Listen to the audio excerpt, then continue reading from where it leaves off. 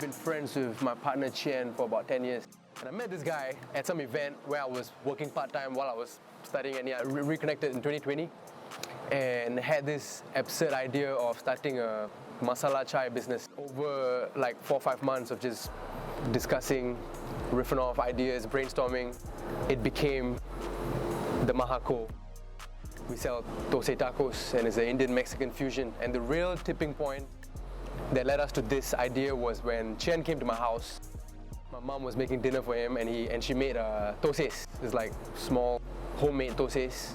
Totally not what you would find at Komala Villas or any of these vegetarian Indian restaurants. And his mind was blown because he's never had homemade dosas. And I was like, hey, maybe we should do something with that, because I've been eating my mom's dosas all my life. And then out of nowhere, I was like, Dosa Tacos. Let's do Dosa Tacos. The recipe of this Dosa Tacos belongs to my mom, which was handed down to her by her mom. So the recipe is at least 80 years old, maybe 100 years old.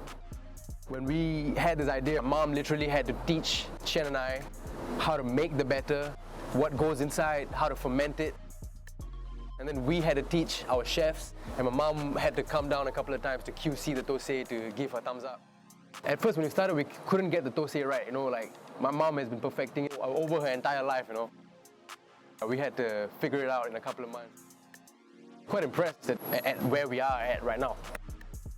When we were thinking about the interior design and the whole vibe of the place, one thing that we kept front and center was we wanted it to be a place that we would enjoy hanging out at.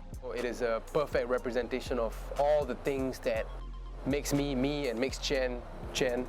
Some of the posters are the films that I grew up watching, and I pasted all the posters myself.